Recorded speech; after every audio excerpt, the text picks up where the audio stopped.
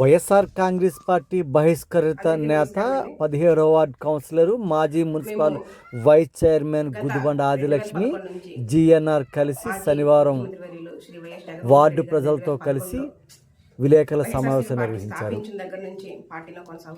పట్టుమని 10 మంది లేని నాయకులు నాపై క్రమశిక్షణ చర్యలు తీసుకోవడం ఏమిటి, జిల్లా పార్టీ నాయకులు లేరా నాపై చర్యలు మున్సిపల్ ఎలక్షన్స్ లో అత్యధిక మెజారిటీతోనే గెలిచాము.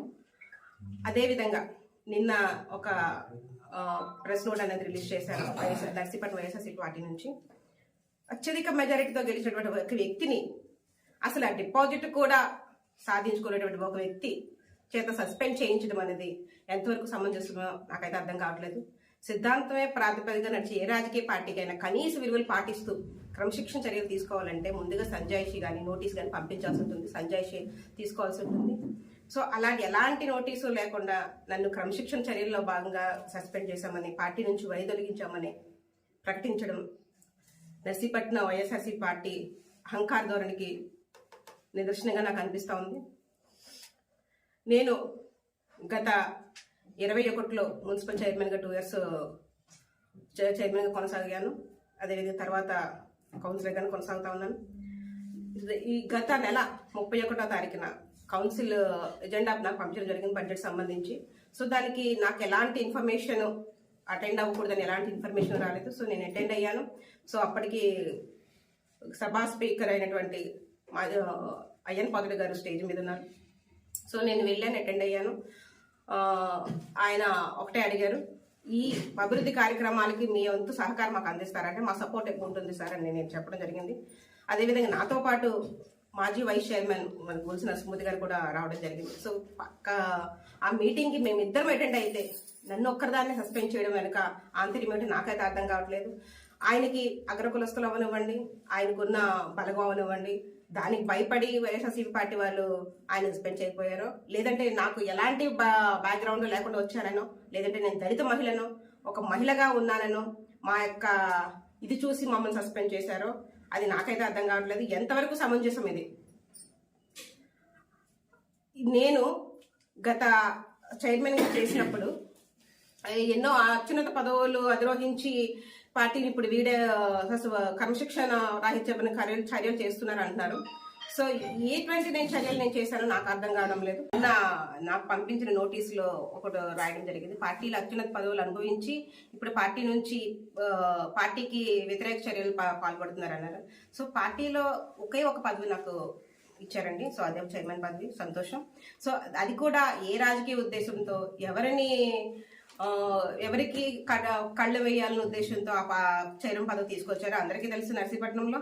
సో ఒక ఎస్సీకి తీసుకొచ్చారు, సరే అసలు జగన్మోహన్ రెడ్డి గారు తీసుకొచ్చిన మహిళా సాధికారతలో భాగంగా రిజర్వేషన్ల ప్రకారం నాకు చైర్మన్ పదవి వచ్చింది. సో ఆ పదవి చిన్నపిల్ల చేతిలో చాక్లెట్ పెట్టి చైర్మన్ పదవి మీరు అనుభవించినట్టు ప్రతి ఒక్క చిన్న విషయానికి నన్ను ఒక పావులా వాడుకున్నారు. సో ఏ ఒక్క సబ్జెక్ట్ తీసుకొచ్చినా సరే అది కమిషనర్ని డిఈని మీ దగ్గర రప్పించుకొని ప్రపోజల్స్ మీరే ప్రపోజ్ చేసుకొని వర్క్లని అనౌన్స్ చేసేసుకొని నా చేతి సంతకం పెట్టించినట్టు తీసుకొచ్చి సంతకాలు పెట్టించుకొని కొబ్బరికాయలు కొట్టడానికి మాత్రం నన్ను ఆహ్వానించడం జరుగుతుండేది. ఇంకా పెద్ద ఎగ్జాంపుల్ ఏంటంటే 2022లో ఎంపీ ల్యాడ్స్ ద్వారా వచ్చినటువంటి 1.5 కోటి ఫండ్ని నాకు అసలు ఇన్ఫర్మేషనే లేకుండా ఏ వార్డులో ఎంతెంత అమౌంట్ ప్రపోజల్స్ పెట్టారో కూడా నాకు తెలియకుండా ఒక ఎంపీ గారు పంపించడం జరిగింది. సో మీరు అసెంబ్లీ సమావేశాలు ఉండడం వల్లనో మరి ఏ విధంగా తెలియదు ఎంపీ గారు నాకు కాల్ చేయడము, సో ఆదిలక్ష్మి సో వర్క్లు వచ్చాయి మీ మున్సిపాలిటీకి సంబంధించి నేను 1.5 కోటి ఇచ్చాను, సో దానికి వచ్చి నువ్వు శాంక్షన్ అయిందామని వచ్చి తీసుకునేదాకా నాకు అసలు ఆ వర్క్లు పెట్టారనే విషయం కూడా నాకు తెలియదు. అంటే అంత దారుణమైన చైర్మన్ పదవి నేను అనుభవించాను.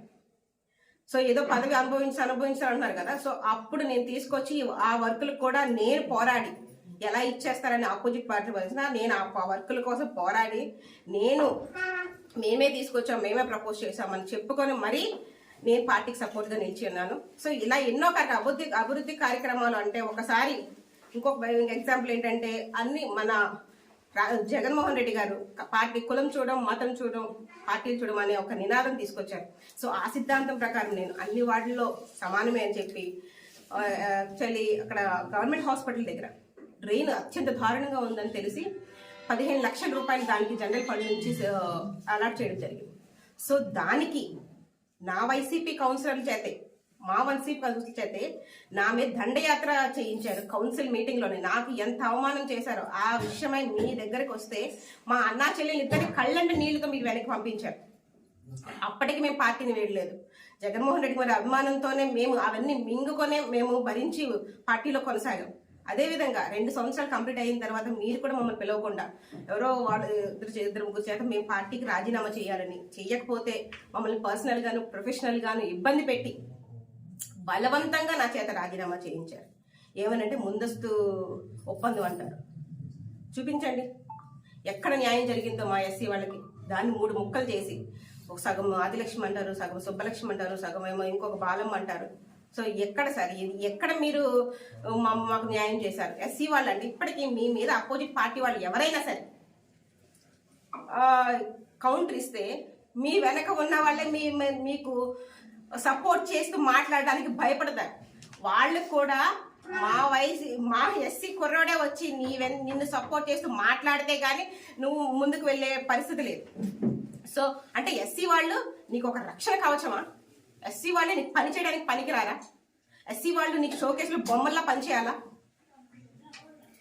ఎస్సీ వాళ్ళు అంటే అంత చులకన భావమా? ఈ రోజు నన్ను సస్పెండ్ చేయడం వెనక ఉన్న కారణం ఏంటి? నేను ఎస్సీ మహిళననే కదా. నీకు ఎస్సీలో కూడా డమ్మీలే కావాలి, విద్యావంతులు అవసరం లేదు. విద్యావంతులు అయితే ప్రతి దానికి క్వశ్చన్ చేస్తారు, ప్రతి దానికి అడ్డుకట్టబడతారు, ప్రతి దానిలో మిమ్మల్ని ప్రశ్నిస్తారు. అలా ప్రశ్నించకూడదు. అందుకని ఎస్సీ చేసి డమ్మీ చేయాలని ఒకే ఒక ప్రాతిపదికను మీరు నడిపించారు ఈ మున్సిపాలిటీ. సో అభివృద్ధి వైపు మీకు అంత సమర్థత లేదా? మీరు డైరెక్టర్ సస్పెండ్ చేస్తే నేను హ్యాపీగా ఫీల్ అయ్యేదాన్ని. మీరు ఒక ఇన్ఛార్జ్ గా ఉన్నారు కాబట్టి మీరు నన్ను సస్పెండ్ చేయాలి, లేదా జిల్లా నుంచి నన్ను సస్పెండ్ చేయాలి. నేను ఒక చైర్మన్ గా చేసిన దాన్ని ఒక సామాన్య డిపాజిట్ కూడా 10 మంది వెనకలిగిన ఒక వ్యక్తి చేత నన్ను సస్పెండ్ చేసి అవమానపరిచారంటే ఒక మహిళగా నేను చాలా బాధపడుతున్నాను. ఇది అధిష్టానానికి కూడా తెలియాలి. అందుకు నేను ప్రెస్ మీట్ పెడుతున్నాను. లేదంటే సైలెంట్ గా నేను పార్టీలోంచి వెళ్ళిపోదామని అనుకుంటే డెఫినెట్ గా నేను వెళ్ళిపోదును. పార్టీని వదలడానికి మాకు నిజంగా మనస్ఫూర్తిగా ఇష్టం లేదు. సో ఈ విధంగా సస్పెండ్ చేసి నా పని ఇంకా మీరు సులువు చేశారు. నేను పార్టీని వదలాలంటే నేను ఒక్కరిదాన్ని వెళ్ళిపోతే సరిపోదండి. నా వెనక చాలా మంది జనం ఉన్నారు. జిఎన్ఆర్ అంటేనే జనం, జనం అంటేనే జిఎన్ఆర్. సో అలాంటి జిఎన్ఆర్ పార్టీని వదలాలంటే చాలా చాలా ఆలోచించాలి, చాలా ఇది చేయాలి. సో మా అనుకున్న మా ప్రజల కోసం మేము ఏమైనా చేస్తాం. వాళ్ళ యొక్క నిర్ణయం తీసుకొని వాళ్ళ యొక్క మద్దతుతోనే మేము ఏ అడిగేసినా ముందుకు వేస్తాం. అంతేగాని మా పాలుగా ఏదో నేను ఒక్కరిదాన్ని వచ్చేసానో జిఎన్ఆర్ ఒక్కరు వచ్చేసారో అని ఎప్పుడు మేము ముందుకు వెళ్ళలేదు. సో దయచేసి ఇదంతా గమనిస్తారని, పార్టీ నర్సీపట్నం వైఎస్ఆర్ పార్టీ రాష్ట్రంలో ఏ విధంగా ఉందో ఒక్కసారి ప్రతి ఒక్కరు గమనిస్తారని తెలియజేస్తున్నానండి. Thank you. ఈ విధంగా నేను పార్టీని వదలనుకోవట్లేదు, కానీ ఈ విధంగా నేను జగన్మోహన్ రెడ్డి గారిని విడిచిపెట్టాల్సి వస్తుంది కాబట్టి దానికి నేను చాలా బాధపడుతున్నాను. దయచేసి ఇదే కమిషనర్ మీద మొన్న రీసెంట్ గా ఒక కంప్లైంట్ పెట్టారండి. ఒక మున్సిపాలిటీ కమిషనర్ ఒక పార్టీకి తొత్తుగా పనిచేస్తున్నాడు. అదే కమిషనర్ మా హయాంలో ఉన్నప్పుడు మా కమిషనర్ మాకు సపోర్ట్ చేయట్లేదండి, అది పార్టీకి చెడ్డదే పేరు వస్తుంది, వర్కులు వేయకుండా సపోర్ట్ చేయట్లేదు, ఆయన ఇష్టం వచ్చినట్టు బిహేవ్ చేస్తా ఉన్నారు, ఈ విధంగా చేస్తే మన నర్సీపట్నం ప్రజలకు న్యాయం చేయలేము అని నేను ఎంత మొత్తుకున్న జిఎన్ఆర్ గారు నేను 1.5 years ఆయన మీకు విన్నవించుకున్నాం. అప్పుడు అస్సలు పట్టించుకునే లేదు. ఆయన రోడ్డు వైడింగ్ విషయంలో మిమ్మల్ని నడి రోడ్డు మీద తిడితే ఆయన సస్పెండ్ చేయడానికి మీకు 3 నెలలు టైం పట్టింది. సో అది మీ యొక్క సమర్థత. దానికి మీ పార్టీ సో అభివృద్ధి వైపు మీరు సపోర్ట్ చేయాలి. నేను అయ్యన్న పాత్ర గారు అడిగినటువంటి అభివృద్ధిలో మీరు సపోర్ట్ చేస్తారమ్మా ఆదిలక్ష్మి అంటే, నర్సీపట్నం అభివృద్ధిలో నేను సపోర్ట్ చేస్తాను సార్. మీ పూర్తి సహాయ సహకారాలు అందిస్తూ మా యొక్క నర్సీపట్నం అభివృద్ధి పరచడంలో నేను సపోర్ట్ చేస్తానని చెప్పాను. ఆ సపోర్ట్ చేస్తాను చెయ్యెత్తినందుకు, అభివృద్ధిలో ముందుకు సపోర్ట్ చేసినందుకు మీరు దాన్ని సస్పెండ్ చేశారు. సో ఇప్పుడు నేను చెప్తున్నానండి, అభివృద్ధి నర్సీపట్నం ప్రజలకు అభివృద్ధి చేసే ఏ కార్యక్రమంలో అయినా నా మద్దతు కంప్లీట్ గా ఉంటుంది. నేను మద్దతు తెలియజేస్తాను. సో మన రాజకీయాల్లో వచ్చిన ప్రజలకు మేలు చేయడానికి. సో దానికి పార్టీకి సంబంధం లేదు. అధికారంలో మనం ఉన్నప్పుడు మనం ప్రయత్నించాం. సో వాళ్ళు ఉన్నప్పుడు వాళ్ళకి సపోర్ట్ చేయాలి. సో అప్పుడే కదా ప్రజలు మనల్ని హర్షిస్తారు. సో వైసీపీ పార్టీ నర్సీపట్నంలో ఏ విధంగా ఉంది, అభివృద్ధి వైపు సపోర్ట్ చేస్తుందా, అభివృద్ధి వైపు సపోర్ట్ చేస్తే సస్పెండ్ చేస్తుందా అన్నది మీ యొక్క నిర్ణయానికే వదిలేస్తున్నారు. అరే మీ వెనక తిరిగే నాయకుల్లో పట్టుమని 10 మంది ఓట్లు వేసే నాయకులు లేరు, 10 మంది ఒకళ్ళు వస్తే 10 మంది వాళ్ళ వెనకాల నడిచేవాళ్ళు లేరు. వాళ్ళందరూ కలిసి మమ్మల్ని ప్రశ్నిస్తూ నన్ను సస్పెండ్ చేసేంత స్థితికి మీరు తీసుకొచ్చారు. మీరు నన్ను సస్పెండ్ చేయొచ్చు కదా, మీకు అంత సమర్థత లేదా? మీరు డైరెక్ట్ గా సస్పెండ్ చేస్తే నేను హ్యాపీగా ఫీల్ అయ్యేదాన్ని. మీరు ఒక ఇన్ఛార్జ్ గా ఉన్నారు కాబట్టి మీరు నన్ను సస్పెండ్ చేయాలి, లేదా జిల్లా నుంచి నన్ను సస్పెండ్ చేయాలి. నేను ఒక చైర్మన్ గా చేసిన దాన్ని ఒక సామాన్య డిపాజిట్ కూడా 10 మంది వెనకలిగిన ఒక వ్యక్తి చేత నన్ను సస్పెండ్ చేసి అవమానపరిచారంటే ఒక మహిళగా నేను చాలా బాధపడుతున్నాను. ఇది అధిష్టానానికి కూడా తెలియాలి. అందుకని నేను ప్రెస్ మీట్ పెడుతున్నాను. లేదంటే సైలెంట్ గా నేను పార్టీలోంచి వెళ్ళిపోదామని అనుకుంటే డెఫినెట్ గా నేను వెళ్ళిపోదును. పార్టీని వదలడానికి మాకు నిజంగా మనస్ఫూర్తిగా ఇష్టం లేదు. సో ఈ విధంగా సస్పెండ్ చేసి నా పని ఇంకా మీరు సులువు చేశారు. నేను పార్టీని వదలాలంటే నేను ఒక్కరిదాన్ని వెళ్ళిపోతే సరిపోతుంది. నా వెనక చాలా మంది జనం ఉన్నారు. జిఎన్ఆర్ అంటేనే జనం అంటేనే జిఎన్ఆర్. సో అలాంటి జిఎన్ఆర్ పార్టీని వదలాలంటే చాలా చాలా ఆలోచించాలి, చాలా ఇది చేయాలి. సో మా అనుకున్న మా ప్రజల కోసం మేము ఏమైనా చేస్తాం. వాళ్ళ యొక్క నిర్ణయం తీసుకొని వాళ్ళ యొక్క మద్దతుతోనే మేము ఏ అడిగేసినా ముందుకు వేస్తాం. అంతేగాని మా పాలుగా ఏదో నేను ఒక్కరిదాన్ని వచ్చేసాను, జిఎన్ఆర్ ఒక్కరు వచ్చేసాను అని ఎప్పుడు మేము ముందుకు వెళ్ళలేదు. సో దయచేసి ఇదంతా గమనిస్తారని, పార్టీ నర్సీపట్నం వైఎస్ఆర్ పార్టీ రాష్ట్రంలో ఏ విధంగా ఉందో ఒక్కసారి ప్రతి ఒక్కరు గమనిస్తారని తెలియజేస్తున్నానండి. Thank you. ఈ విధంగా నేను పార్టీని వదలనుకోవట్లేదు, కానీ ఈ విధంగా నేను జగన్మోహన్ రెడ్డి గారిని